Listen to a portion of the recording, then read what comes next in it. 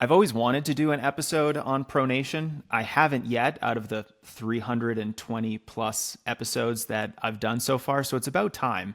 And, especially because so much about what we know about pronation has changed recently. I think in the last 10 years or so. I remember when pronation was just considered a bad thing. It was like a four-letter word, pronation.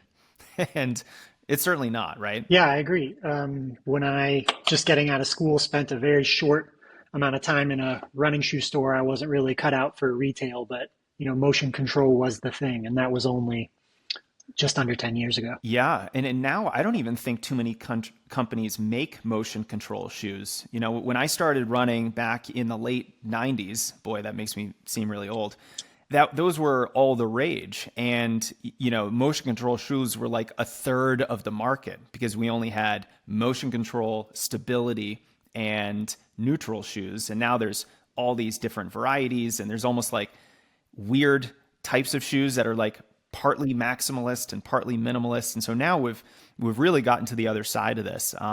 Maybe we can start just like super general and just talk about our terms first. Pronation. When we say that word, what do you think about? How do you define that? Sure. So pronation is one half of a shape change that occurs in the bones of the midfoot. So we can't talk about pronation without understanding supination. And these terms, like the Latin roots, would be prone would be towards the floor, kind of like turning downwards. Supine would be facing up. And it's the same at your forearm or your wrist. Turning the palm of your hand up is supination. Turning the palm of your hand down is pronation. It's a little bit trickier since the foot doesn't actually flip upside down or roll down to the floor, but the direction of motion is the same. So for supination and pronation, this is a coupling of the rotational motion between the bones of the midfoot, your tarsal bones below your ankle, and the bones of your shin, your tibia and fibula. Everyone's got those little knobs on the inside and outside of their ankle. Those medial and lateral malleolus, I think they're called. I'm definitely not an anatomy expert, but they guide, when they rotate either internally or externally, they'll guide the bones of the midfoot to do the same. And what that does in interaction with the ground, maybe not if our foot is just floating in the air, but because of the interaction with the ground, that's going to drive a shape change in the entire foot. So pronation could be understood to be a flattening and collapsing of the arch towards the floor. We could also just think of it as internal rotation of the foot, since it's coupled with IR up above in the shin and to even a greater extent the hip. And then supination could be understood to be external rotation of the foot, which is going to pop that arch up and make your foot nice and rigid. Now, pronation and supination are the thing that make the human foot unique within the animal kingdom. It's on the list of things that makes you fundamentally human and Homo sapiens, at least anatomically, right? So that ability to shape change and have a foot that can transfer from a rigid lever for propulsion to a mobile adapter that can conform to the ground and absorb impact and store elastic energy. That's what makes the human foot very special. Wow. So does that mean no other primate has feet like ours that can change the shape like we do? My understanding is they have a lot of the same anatomy along with a lot of the same bones, but the function is very different, and there's not that collapsing and popping back up, that change from supination to pronation. People should check out, great book, Understanding the Human Foot. James Earls, I think is his name. Understanding the Human Foot is what you should Google, but it goes in depth of all that evolutionary line of thinking. Oh, that's fascinating. I also love this idea of thinking about these movements, supination, pronation, more as in the shape changing of the foot, because this gives us a more well-rounded, holistic view of the natural movement patterns that our foot has to experience when we're running. Can you talk a little bit about this idea of just shape change and how, if we're only thinking about pronation, we probably are thinking about this a little bit too two-dimensionally? Sure. I think it's clarifying to think in movement, in terms of movement in general, you can't go where you already are. So this is why, somebody who presents with a flat foot and just lives in pronation, that's why that can be so troublesome. Or if you have a very high rigid arch like I used to before I learned to really drive pronation and get the most out of my midfoot, I had very high arches. Both of those situations, by being stuck in one position and not understanding how to access the other, you really lose the benefits of both because it's the transition between the two where the magic is, right? It is pronating and supinating that give the foot that magic function of really locking or conforming to terrain and absorbing impact. Just like a spring, right? If a spring were already fully compressed or already fully expanded, there's not really any function to both of those. It's the transition between the two states where we get energy. I think this is a fundamentally new way of thinking about how the foot is supposed to move for a lot of runners, because usually we just think about our foot rolls inward, that's pronation, and our foot can roll outward, that's supination. You don't want too much of either, but I think what I'm understanding is that this entire movement pattern is a good thing because it allows us not only to absorb force, but also actually use our feet the way that they're intended. You mentioned not having these rigid levers, and I think that's where runners can maybe run into a lot of issues, because if they're thinking about their feet as these rigid levers, that's maybe where a lot of injury problems are going to come into play, because your foot needs to move when you're running, and especially if you're running a lot or if you're running very fast. If you're trying to maybe over-index for stability, the way that we've been taught as runners, that could present some issues. Yeah, and you don't need to take my word for it. I mean, there are 26 bones in each foot, and I think it's 33 articulations between them, right? Each of those bones touches at least one other bone. And in the body, it should be pretty simple to understand that if you have an articulation, a joint where two bones can move relative to each other, that took a long time for that to evolve. And it's probably pretty important for there to be motion between those two bones on a regular basis, every day, all day, right? Especially when we talk about something like the foot that we're using to walk around, that motion is probably pretty fundamental. Otherwise, there wouldn't be those bones there and we'd have chimp feet or hooves or whatever it might be. Not to be like, that's a naturalistic fallacy to assume that what is what ought, but I think that humanity has arrived at a pretty interesting solution for how to get around. It's part of how we got to the point where we could walk upright very efficiently and run, of course. Now, do you use the term overpronation? Because this is something that I have tried very hard to strike from my vocabulary. Yeah, I certainly don't use that term. It's not the level at which I work with people either. Like, I'm not really a run coach. I do that for a few people. I mostly just try to be a problem solver for endurance athletes in the gym. And in the gym, we're trying to create as many options for moving as possible rather than constraining those options or trying to lump into a small list of the preferred ways to move. It's that expansion rather than constraining that really seems to make people bulletproof, if that's our goal. I've had to think of what overpronation might even mean. And I I think that's very telling, Keith. I think where I arrive at is that it's when pronation stops being pronation, but bleeds into other joints, right? So pronation is motion of the midfoot, the tarsal bones below your ankle, right? So if that runs out and you collapse all the way into the floor, but the domino effect keeps going and you have motion in the actual ankle, that would be ankle eversion. And then you have continued tibial internal rotation. Then you have the knee continuing to roll in to the point where it might become what some people will call valgus, the knee going in too far. When that rolls up the chain and then can impart force on all those tissues up there, that could be termed overpronation, kind of a sloppy running stride. And if you have tissue somewhere along that domino effect that doesn't have the load bearing capacity for it, then you have that like telltale consequence of being an overpronator, knee pain, whatever that might be, ankle issues. You said something earlier that I want to focus on a little bit. It was very interesting. You said how pronation requires rotation, and the rotation isn't just in the foot. The pronation part of it is in the foot, but if you think about the entire body, there's rotation going on in other areas as well. Can you talk a little bit more about this idea of rotation and describe that? Sure. The easiest thing to say, I guess you have to take my word for it, the same way I've taken the word of people a lot smarter than me that have educated me about movement.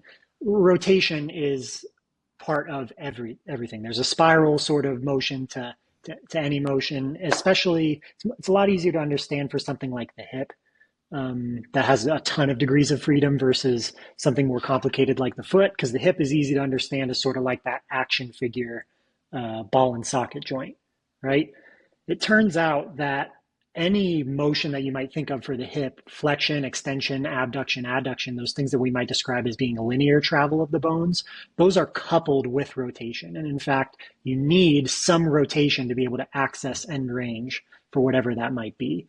So the people that have taught me the most about movement taught me to prioritize rotation as a way to make sure that there's as much space as possible in those articulations. And I believe it especially in the foot, because learning to pronate and learning to collapse my arch is what finally freed up my ankle dorsiflexion that I had been working on to no avail for years and years and years. It was by accessing that torque piece of things that I sort of freed things up. But to answer your question, like, rotation is kind of the hidden language of movement. And if you learn to like see it when it's happening, see it when it's not happening, and train it, there's a lot of really good stuff that comes onto the table for you.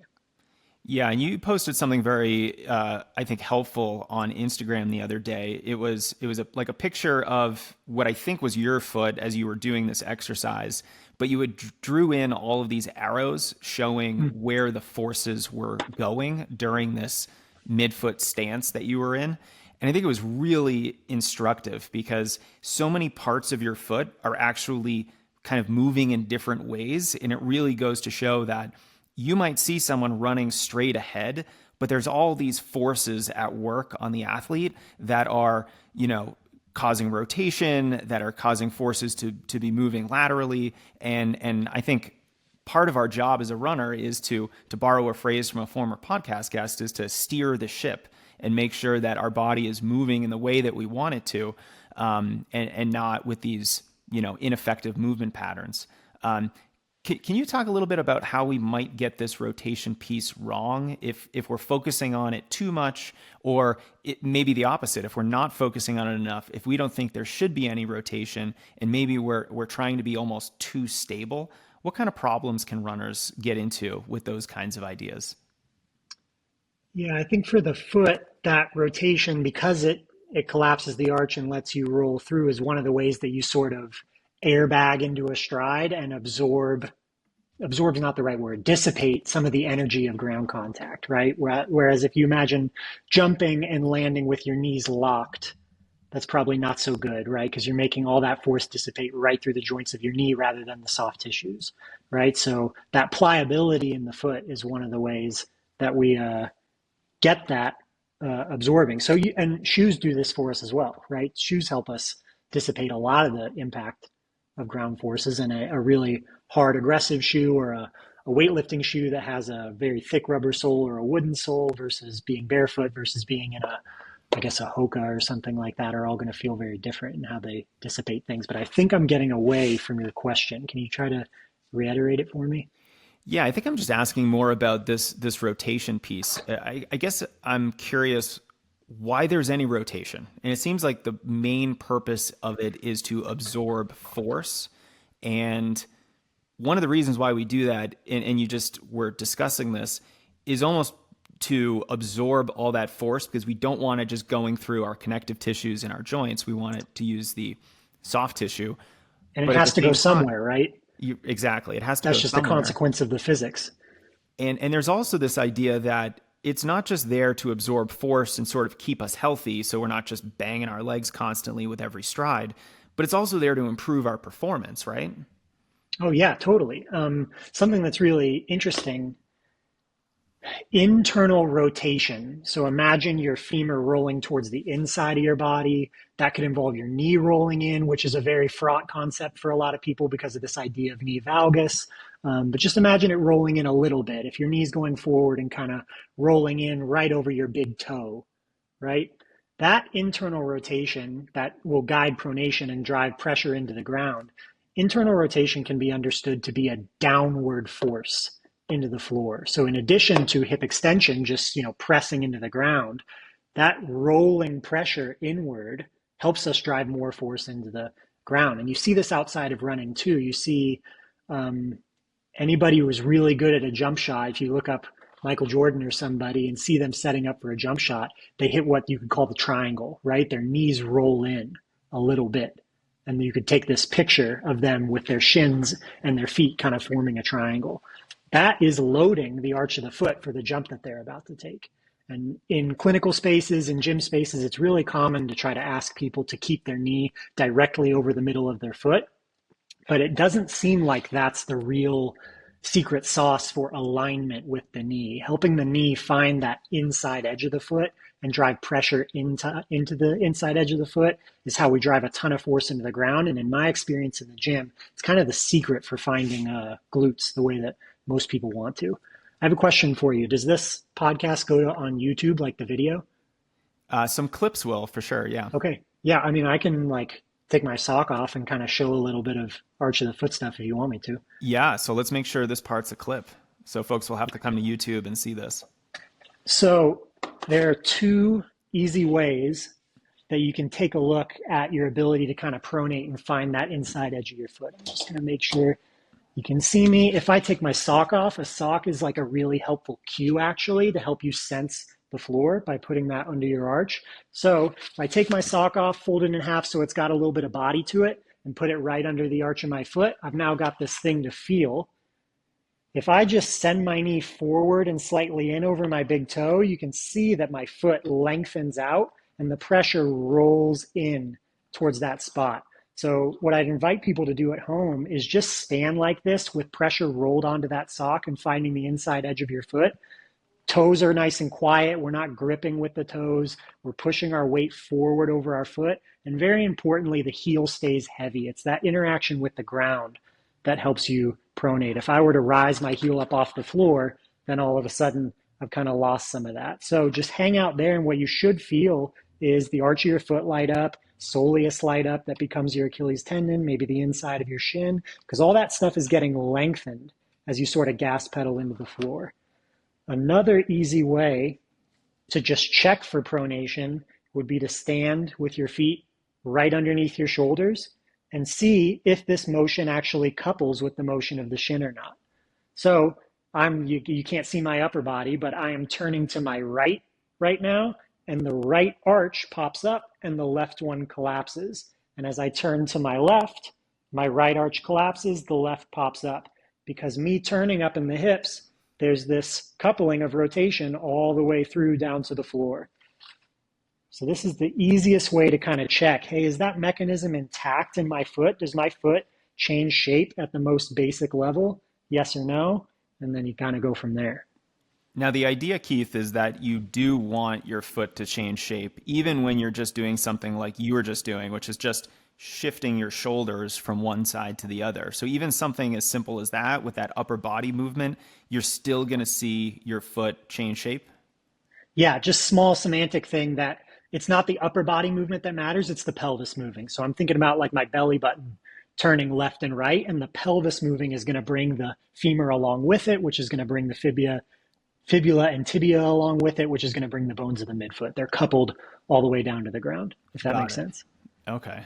But yeah, that motion, your foot should be moving. It's a bag of bones and it should be moving all over the place. What's really interesting is people, if we think about like barefoot running, barefoot shoes, and minimal shoes, it's a noble idea because having, less between you and the ground is probably a really good thing. And I try to wear zero drop shoes as much as I can. I try to be barefoot as much as I can. But the big thing that's not natural in that equation is the flat ground, this flat, perfectly manicured surface.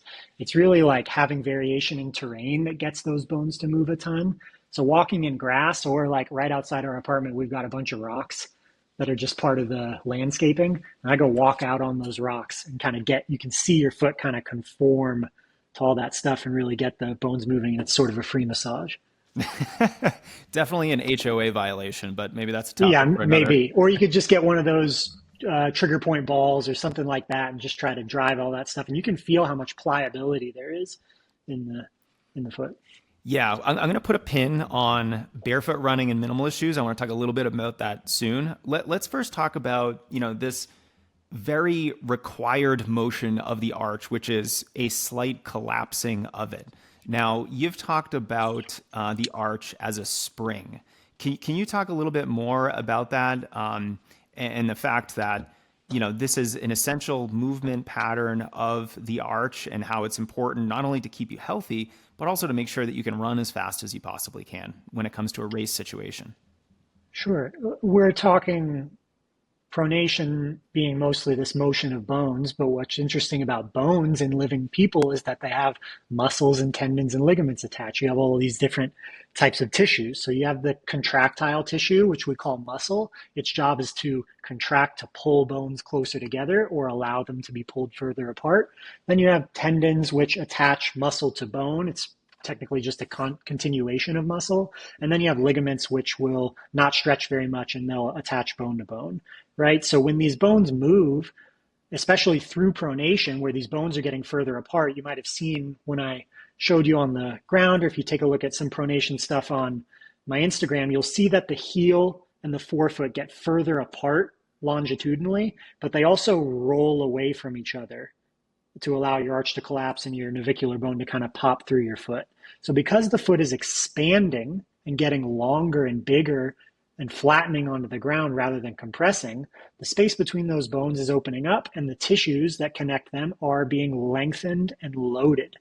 And if those tissues, some of them are able to actually stretch a little bit and store elastic energy like a rubber band or a spring, then that energy is going to be returned when everything shortens again, as long as you don't spend too much time on the ground. And that's why the, sort of stretch shortening nature of running is so important.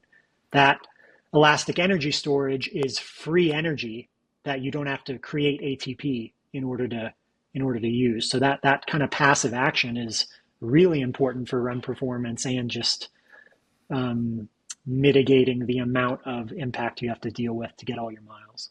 Yeah, and for anyone who's interested in just getting a better running economy, working on your efficiency, a big part of that is this issue of, are you using this free energy that is provided to you if you're running properly and using your legs almost as, little mini pogo sticks. Yeah. So everyone recognizes that as being super important, and everyone recognizes that an enormous part of that comes from the foot and the Achilles tendon, right? The lower leg has evolved for us to be pretty springy, right? And, as somebody that designs training for people and makes training decisions for people, it's always frustrating for me to see that people jump right to specificity of saying, well, I want to get bouncier, I want to get better at elastic energy storage, so I'm just going to start doing more plyos, right? And that can work if you have the fundamental capacity to turn more jumping into better jumping. But most people would benefit from making sure that the bones that the rubber bands attach to can move a lot to stretch the rubber bands, and then do a lot of isometric and eccentric work to make those rubber bands as thick as possible, then layer jumping on top of it.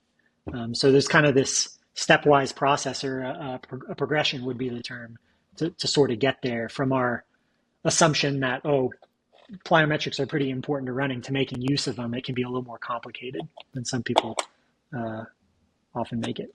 Yeah, my personal stance on plyometrics is that I think they're fantastic, but I also recognize that they're very advanced and they have a high degree of technical proficiency required. And the injury risk can be high if they're done improperly or if the volume of them is pretty high. So in my sort of coaching communication, I very rarely discuss plyometrics because I feel like it's a minefield. And now I feel like I have this opportunity to sort of discuss this progression of, okay, if you wanted to become a more springy runner, improve your running economy, and actually use your muscles and connective tissues the way that they're supposed to be, plyometrics are a good idea, but how do we get there? So maybe we can take a little bit of time and just talk about that progression and, what a runner might want to do first before they get into, okay, I'm going to do 50 box jumps today or something like that. Sure. The way I think about tendons, which are going to be that elastic energy storage mechanism for the most part. I think there's, some that comes from fascia, but fascia is a really hard thing to understand and discuss, much less try to train, if it's even possible. So if we think about, directing things towards ligaments, there's the bouncy stuff, but I think about a contraction diet for, I misspoke when I said ligaments, I meant tendons. I think about a contraction diet for tendons. Like if you're running and all you're doing is this bouncy, low level stretch shortening over and over and over again, maybe higher level if you're running fast within a week like you should, then we have to make sure we balance that diet out with slow, heavy tension, because that is the signal that tendons really require in order to maintain their thickness, maintain their cross-sectional area, and stay nice and durable. And we see this often in the gym. People come in with Achilles tendinopathy or patellar tendinopathy type of things. Things get better really quickly when you give them lots of time under low, moderate tension to balance out the bouncy stuff that they've done. So that's where we start, is holds that are 1 to 3 minutes in length, and you get shorter and heavier over time. And then there's a position consideration for that. You're going to get the most bang for your buck in really lengthened positions, but middling positions are really good too. And you can focus on like the positions of mid stance as well, and run specific positions if you want to. But isometrics, we could have a whole podcast about isometrics. Yeah, we sure could. And I think anybody who's had Achilles tendinopathy and used the kind of classic eccentric heel drop technique to help rehabilitate, that is familiar with this idea that to rebuild that tendon, you need eccentric heel drops. And what are those? It's basically a low to moderate, slow tension of that tendon. And you do a fairly high volume of those to get that stimulus. And I think that's just a helpful way of conceptualizing this idea that a lot of time under load, gradually working to heavier loads under less time, of course, is this really effective way at building the strength of your tendons so that they can actually handle the plyometrics, right? Like that's the goal. We're sort of building this foundation. It's almost like your foundation of easy mileage before you go start doing some hard Yeah, workouts. I was about to say the same thing. We swap a few words out of that sentence, and it's the same as if we're talking about run periodization, right? You need to have long and slow, short and fast, everywhere in between, right? And so that's true of ranges of motion. We want to explore every little bit of it and train everything. That's true of contraction types. That's true of loading. Like that seems to be the magic, is to train everything and try to get away from the specificity of running to the very, very general from an anatomical and tissue specific perspective. And then you can come back to running specificity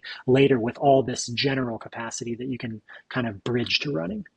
Yeah, and I love this. This is kind of funny. Like I'm the running coach, and I just love getting specific on how runners can actually build the real race-specific fitness they need to accomplish their goals. And I love the way you described yourself earlier, where you're like, I'm a problem solver for runners in the gym. You are all about building the capacity to be able to do the things that I want runners to do. And I think that's such a great, almost like team partnership that folks like us can have. Yeah, I think we've got this really unfortunate division where the training for the mechanical demands of running, of endurance sports, and training for the metabolic demands of endurance sports are viewed as very separately, and those camps don't talk to each other. And run coaches and runners make the assumption that their weekly mileage and their volume and frequency and intensity is enough to take care of all the mechanical stuff. But it's clear that there's an archetype of athlete for whom that's not true. And it's the people who get injured, right? Where their metabolic fitness is outpacing the progression of their mechanical capacity, right? So they can't handle the training volume that's required for them to get fitter metabolically. But if we tie these things together as one and say, hey, they're not so different and they need to be trained appropriately, like maybe you can use your long run to get a lot of beneficial impact and wear and tear, but you might need to get more granular. The same way you get specific with your run prep, you might need to get more granular in the gym. And for a lot of people, that specificity and that level of detail may just be required if they want to keep progressing. Yeah, that's so true because, ultimately we all want to do the fancy stuff that looks impressive on Strava, you know, the long runs, the fun trail runs and all that, but we ultimately need to make sure that we actually have the foundational fitness that will allow us to do that. And, you know, I've become more and more interested in this idea of capacity building training over time. And it's really the question that what can I do that will enable me to do more in the future? Not necessarily what's going to make me run a faster half marathon in 6 weeks, but how can I do training today that will make me able to do even more training in the future? And I think this podcast is one where this kind of stuff is really important because it's that capacity building stuff, but it's on the opposite end of the spectrum that I usually focus on. You know, on the running side, it's easy mileage. You know, we can certainly talk about some strength training as capacity building, but, you know, understanding high tension under load and isometric holds as a precursor to plyometrics is usually not how runners think about training. And because of that, I think it's even more valuable. Yeah, we've been taught to, whether we think about it this way or not, we've been taught to think very specifically. And it's true that specificity is probably one of the most important principles for training, right? If you don't understand specificity, then you'll never be able to answer the question of why Jonas Vingegaard, who just won the Tour de France, can't run a really fast marathon, right? There's a difference between riding a bike and running, and that can be understood, you know, in the differences between the two, right? So training for one won't prepare you one-to-one for the other. Same way training for a marathon won't prepare you one-to-one for the 800 or the 1500, right? There's a specificity principle there. But if specificity was the only thing that mattered, then you could get really good at your chosen distance, let's say a 5K, by going out and running a 5K for time every other day. But that's not how it works, right? You have to actually train. You have to separate out these variables and these ingredients to your performance, isolate them as best you can to make sure that you're actually stimulating them, right? So the long run stimulates the just general aerobic engine, the ability to just slowly empty that glycogen tank, things like that. And then maximal oxygen consumption gets trained at the other end of the spectrum, turnover, things like that. You're just picking those variables apart and training a few of them at a time rather than all at once. And I view the gym as a place to do exactly that, right? To tease apart very specific things if we need to, bring them back into the general if we need to, and just, you know, use that toolkit over and over and over again. Keith, I'm discovering that we could probably have a 3-hour conversation on the philosophy of training, but let's get It wouldn't be the first time. I know. We got into it on a group run. I think it was Global Running Day where we met in person and we're talking a lot about this kind of stuff. Yeah. But let's talk a little bit more about some specific things that we can work on that are going to help our foot's movement patterns. So can we talk about two types of runners that might be on either end of the spectrum? The runner who, like you mentioned earlier, has flat feet. They are just living in pronation. And then the runner that has very high arches that, you know, is almost in this constant state of supination that doesn't have a lot of movement in their foot. What would you work on with these two runners in the gym so that you could hopefully ensure that they have a proper range of motion when they go out running? Sure. If I have somebody in the gym, we're going to do that same test that I just showed a few minutes ago of, is that coupling mechanism intact? And if that's there, if you can pop your arch up and collapse it down to the floor, even slightly, you're good. It doesn't matter whether your arch lives on the ground or lives up in the air or somewhere in between. Like that, you know, for lack of a better term, like resting posture of the foot doesn't matter too much. What matters is being able to get to the extremes. And if you can do that, then you can start getting to them more often, driving more tension, asking for even more range of motion, asking for even more force in those positions. And then you'll just expand and be able to create pretty significant shape changes in your foot, like I've been able to develop my foot to be able to over time. So we look at that, and then from there, it's hard to talk specifically, but I would point people toward that testing mechanism and then spend time in each one. I kind of showed that position of driving force into a sock is a good place to start. I've got some supination ISOs on YouTube. Someone could message me on Instagram or email me, and I'll point them in the right direction because I'm not sure exactly what to Google. But you can kind of find those, and then it really starts with positional things. Motion is really tricky, right? So if you're trying to adopt a position and get really strong in a position, it's best to do it isometrically to start, at least in my opinion. So you're just finding these holds where you have really good control and you're in the exact position you want to be in, and you just let that cook. Keith, a couple months ago, I went to this weekend conference for running mechanics and injury prevention. It was hosted by Jay DeSherry and another physical therapist. And it was funny because I was the only running coach there. It was all physical therapists. So I was a little bit of fish out of water there.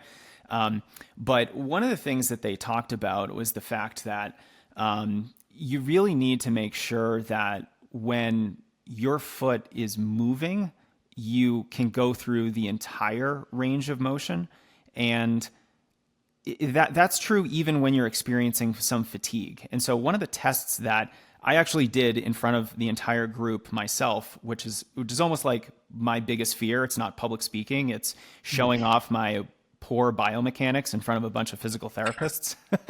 But so I was doing these single leg calf raises, and I do have a weak side. My left side is weaker than my right. It doesn't move as well. And when I got tired, it's like my foot position when I was trying to do this single leg calf raise just completely fell apart. And it was very clear that I was fatigued and I stopped moving the way that I should. Is this also a test that can show how your lower leg is going to be moving under high levels of fatigue? In other words, is this valuable information to you as a strength coach for runners?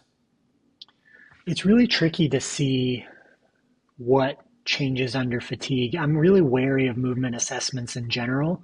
When we put a lot of pieces together, like getting somebody to do a named exercise like a single leg calf raise, I try to really live in just the ranges of motion that an articulation has and somebody's ability to own the two extremes and the positions in between. It's really tricky to correlate something like a single leg calf raise to any specific type of breakdown mechanically under fatigue when running or injury risk.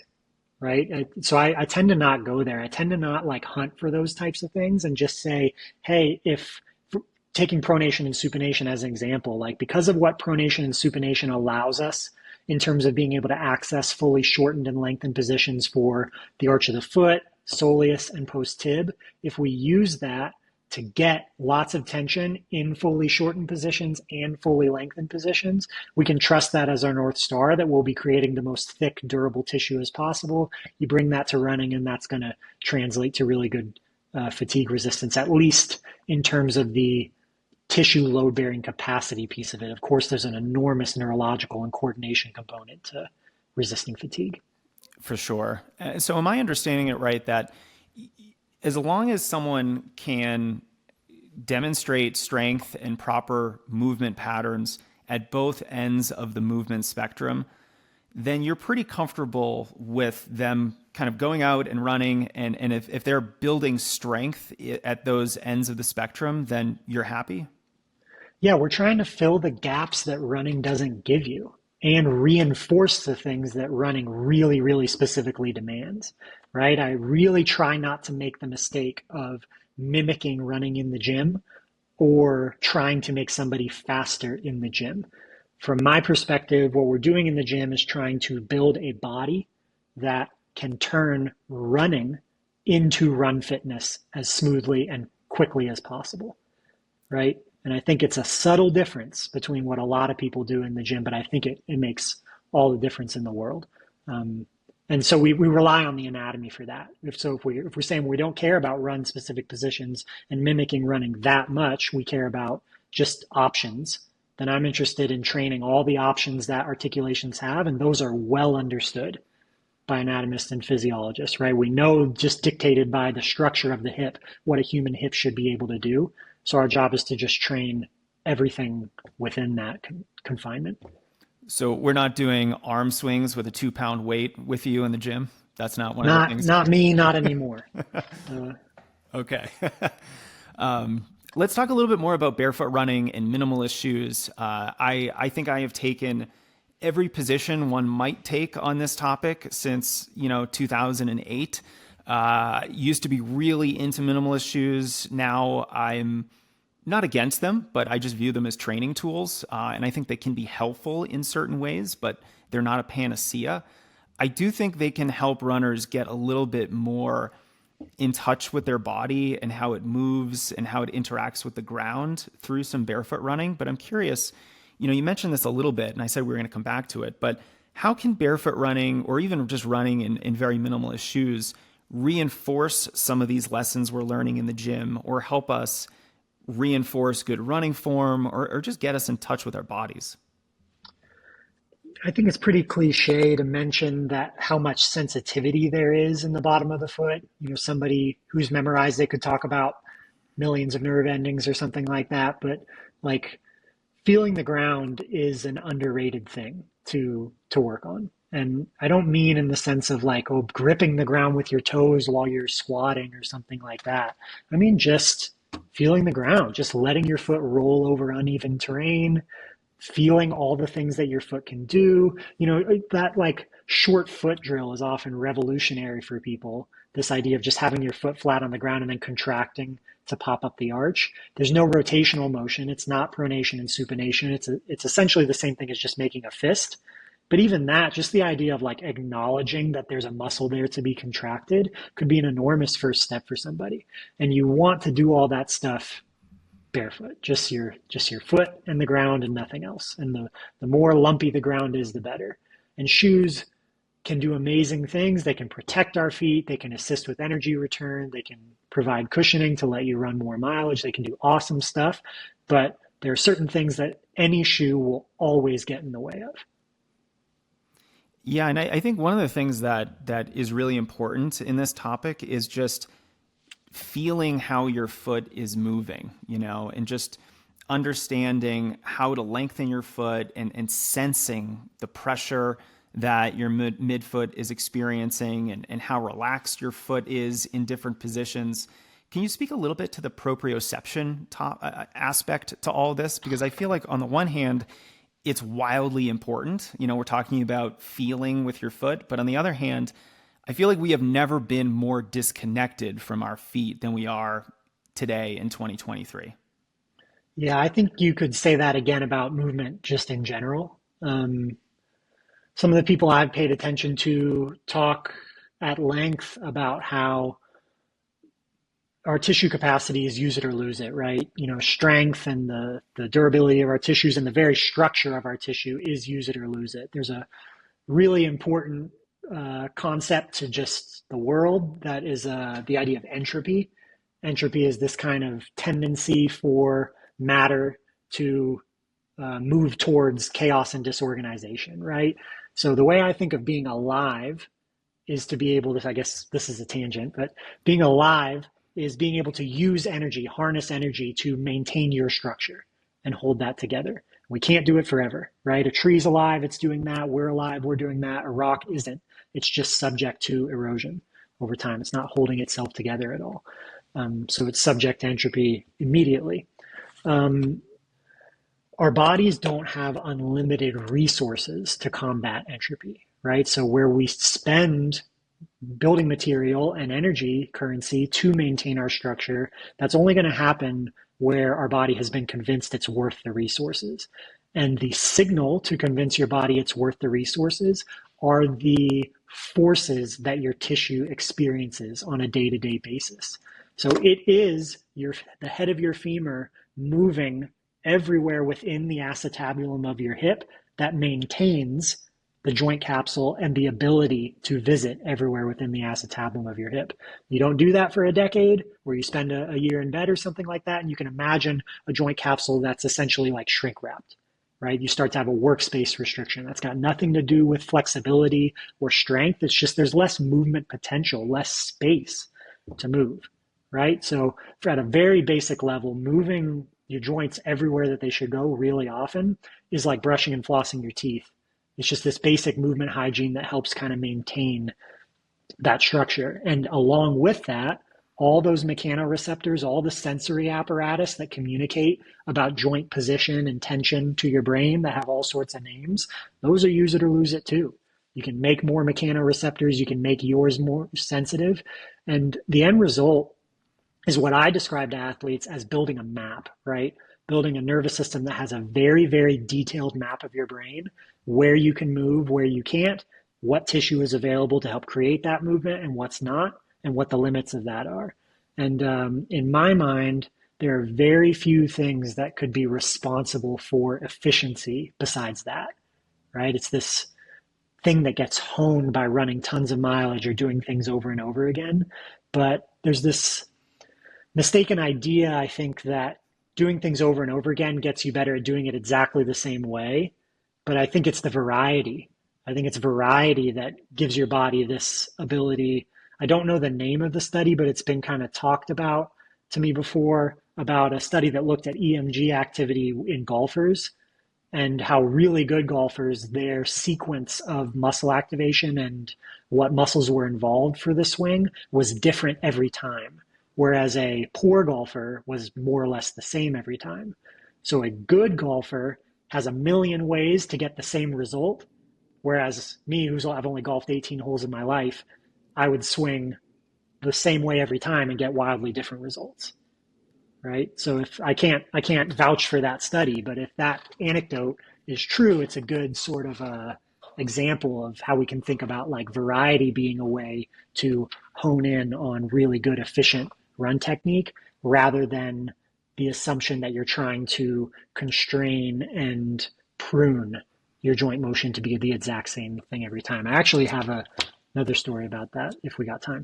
Yeah, I welcome tangents here on the podcast. I was thinking about adding my own, but let's hear the other tangent here. Before we get to yours, just briefly, I had an athlete ask me about like just the basic question of whether a restricted ankle would be good for their running performance because it would make the ankle complex stiffer, right?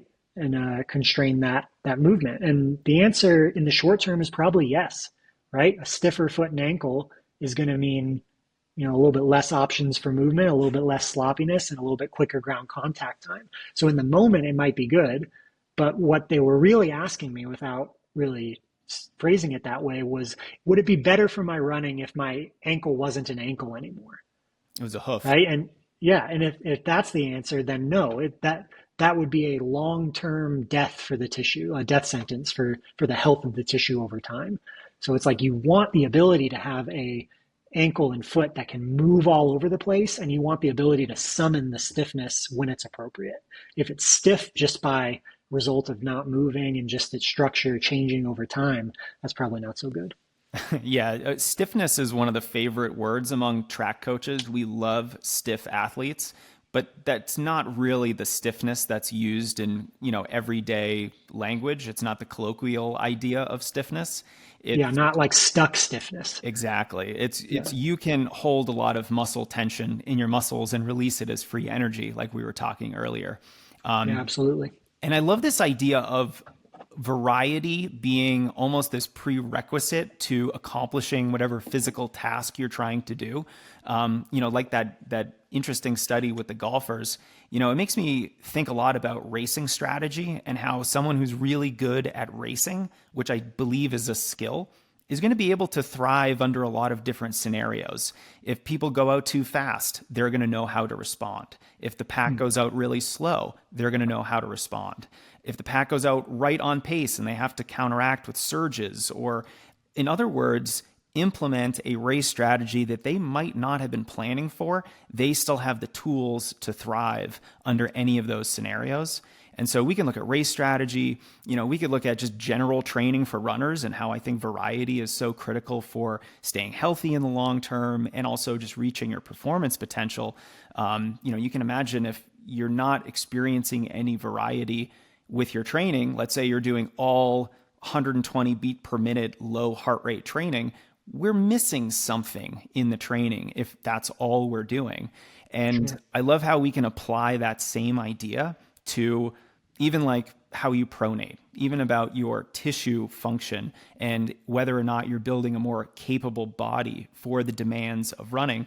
We need variety everywhere. And that's probably one of the few good principles that we can apply to almost every area of our training. Yeah, something I think about constantly is this idea of making sure you're adapting to your training rather than what could be termed accommodating to your training. So in training, there's this idea of the law of accommodation, which would be a tendency for the same stimulus to be less stimulating the more often it's encountered, right? We do 10 sets of 10 back squats or 12 400s, and it's really hard the first time. And then the second time it's not so hard, it doesn't get you as sore. And the third time it's not so hard because you're either adapting to it or you're accommodating to it. Accommodating might be the way I think of it is like a trade, like paying for your fitness on credit rather than cash, and cash would be more desirable. Where one of the ways your hip or your ankle, at least conceptually, could adapt to running is just getting worse at everything that isn't running. If running doesn't involve a lot of hip abduction, then let's just get rid of the ability to do the side splits and constrain the structure of the hip over time so that I only have the ranges of motion that I need for running, walking, sitting, and lying down. That sounds a lot like me when I was a senior in high school, right? And I just like couldn't squat, didn't have hips to speak of, right? But it works. The end result, the bottom line of your run performance and your times will improve. But you don't realize that in order to do that, in order to make those changes, in order to make those accommodations, you're trading and you're draining the very reservoir that makes you adaptable in the first place. And when that reservoir runs dry, that's when injuries happen. That's when burnout happens. Just conceptually, we're not talking about anything in particular. That's what the way I think of it. So we want to have this system. For me in the gym, I think of it, the system of training the tissue running in the background to keep you adaptable and make sure that you're not making those trades and paying on credit. So at the end of a training cycle, I want an athlete's hip function to be exactly the same, even though they got faster, rather than they got faster and their hips got shittier.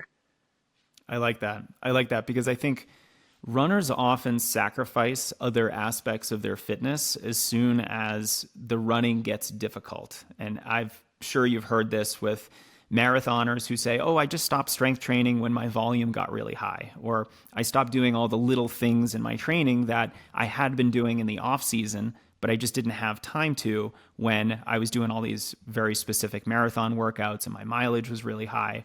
I think that's almost the more important time to do it because you're maintaining that capacity while you're also being very specific because you need both.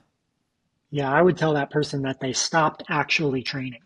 You know what I mean? They stopped like, if I can just plug myself real quick, my project is called Higher Ground Athletics. And the ethos of that is getting up to a high enough vantage point that we can see the entire landscape of training, including the dead ends that we might run into or shortcuts that we might find and how things are connected in ways that we don't understand. And that requires training everything that is relevant and trainable and missing relative to the demands of performance. So if you slowly stop doing everything that isn't running, you're just not training anymore. You're not interacting with all the variables that you need to bring with you to the start line, which is a shame. And I think it's a communication, it's a knowledge issue among coaches, and it's a communication issue among coaches first and foremost. Yeah, and I really love this whole concept of treating the body like, a more holistic biological system that requires variety and a new way of thinking about it because we can't only run because then we're not going to be the best runners that we can be. We're going to be prone to injury. So Keith, I've really enjoyed this conversation. I thought we were going to focus exclusively on pronation, but we talked obviously about a lot more. To bring it back to pronation just a little bit and just how the foot is supposed to move. Some of the things I've learned today are number one, pronation is normal, supination is normal, and we, instead of focusing on one or the other or doing one more than the other, we really just want to ensure that our foot can go through this entire range of motion. And the pronation, supination is almost like one yin to the other yang. They're both required. And working in some of the weighted ranges of motion with some extra weight can be can be a really helpful way of improving our strength in those positions. Did I get that right? And is there anything you'd like to add? Is there anything that maybe we missed talking about this issue? I think that's all true. I think it's really helpful to, we get into this mess by thinking about things being correct. And, like even you said it a few times, and I can't fault anybody because it's just so much part of our lexicon, but we really got to move away from this idea of moving correctly and good movement patterns, poor movement patterns. Pattern should be the dirty word, in my opinion, right? Patterned is the last thing you want to be as an athlete, where you have this one way that you do things just because you've been told or think it might be correct. You want options, right? So like pronation and supination is just one of those movement options that you have to have. And it's super important. Otherwise, you're going to make trades elsewhere in your body. And, people use that compensation word all the time. Compensations happen when you don't have the options that are required to fulfill whatever your movement strategy is. And running is just a strategy, right? Running is like this innate thing that our species has figured out. Upright running on two legs has been kind of the most efficient way to move us forward and the fastest way to move us forward through space. But that's the thing. That's all the reptile part of your brain cares about. It's just moving through space as quickly as possible. And you organize yourself that way by running. If I didn't have arms, I'd figure out a way to still run. If one of my knees was stuck straight, I'd figure out a way to still run. And there's no room for the grammar of correct or anything like that. I get really caught up in this idea of movement quality and have to think about, what does movement quality even mean? And what I come down to over and over again is efficiency, right? The most quality movement, the best movement quality is going to be that which uses the least energy to achieve whatever the task is. So that's a Yeah. good like North Star in my head. And pronation and supination is for sure a part of the most efficient way to run for just about anybody. Yeah, and I might be the rare podcast host that enjoys being called out a little bit on his own show. I think with the volume of communication I do about running, I can fall into some sloppy language habits. And I think you're absolutely right. I mean, there is no correct way to move. I think one of the things I've learned about people, about humans, is that we're all so different while at the same time being so similar, more similar than different. But those unique differences that we have mean that there's a lot of different ways that we can move. And there's certainly some fundamentals that we should all try to get right. But like you said, there is no correct way to move. We want options. And if you'll allow me one more tangent before we wrap today, I just cannot help but think back to running cross country. Running cross country in spikes is an exercise in finding options on how to navigate technical terrain in very little shoe, where you're required to move in a lot of different ways. And I was just kept thinking back to the demands of a cross country race, or even a trail race maybe, because that requires you to run in a way that's very different than if you were running on a track or the road on this very uniform surface with very predictable turns, and there's very little elevation changes. Cross country to me is like this full body physical sport that requires more of you as a runner than some other types of running events. And so if anyone has the option to participate in a cross country race, I think it's just a great experience. And, as a nice little side note, it's also going to challenge your body in a lot of the ways that we discussed here today and require more of it. So I just wanted to mention that because I love cross country. And if I can ever talk cross country up, I will do it. It's important to remember that like our biology is very, very old. Our DNA is very old. And running off of paved terrain is, you could say it's more natural. It's what our biology understands. It's more, one could say, correct, right? It's the paved road and the track, the uniform surface that are alien and not understood and tricky, and probably the source of a lot of issues for people. Like think about the variety of movement that's built in to just all those uh, micro differences in steps when you're running on trails. There's a reason that so many people catch on to the idea of like, oh, this is actually really good to make you more durable to get on trails like once a week or something like that. Yeah, I It's mean, we really easy tried to to get understand why. we tried to get off road for any run that wasn't a workout when I Mm-hmm. was training in a big group in the college atmosphere because the roads, not only they just made you feel a little bit more beat up, but there was this intuitive understanding of it's harder to run fast on more technical ground. So in a way, it's almost just going to like keep you honest on an easy distance run. And Mm-hmm. I think it builds a lot of that strength and different movement patterns. You have to navigate that terrain. And I know we're getting way off topic here, but I just love it as a tool to accomplish a lot of the things that we want to accomplish as runners. It's fun. I Yeah, like and that's the truth too. I'll take trails over the road any day, Oh, personally. 100%. All right, Keith, this was really interesting. So much more than pronation and supination and movement patterns of the foot. I think folks got a really holistic look at some of the issues around foot patterns, and I think that's going to be really helpful. You've mentioned Higher Ground Athletics, your coaching business. Where can folks connect with you on the internet or in person? Yeah, Higher Ground Athletics with underscores between the words on Instagram, and highergroundathletics.com if you want to engage with any of the concepts that I talk about. I've got a fraught relationship with social media because I think when you use social media to represent your business and your work, sometimes the incentives can get a little bit away from people. So I do my best to just talk about things that are interesting and prove that I exist and prove that I think deeply about the work that I do. And that's my hope, that if you take a look there, that's all you'll find. I'm not trying to convert anyone to a customer or anything like that. But if you want to train with me, there's options to message me about that as well. Yeah, well, your Instagram account, like I've told you privately, is a treasure trove of just fascinating ways of thinking about strength and conditioning and running. So I'll include a link to that in your website in the show notes on strength running so folks can check that out. But Keith, really appreciate your insights and your expertise today. Sure. Thank you very much.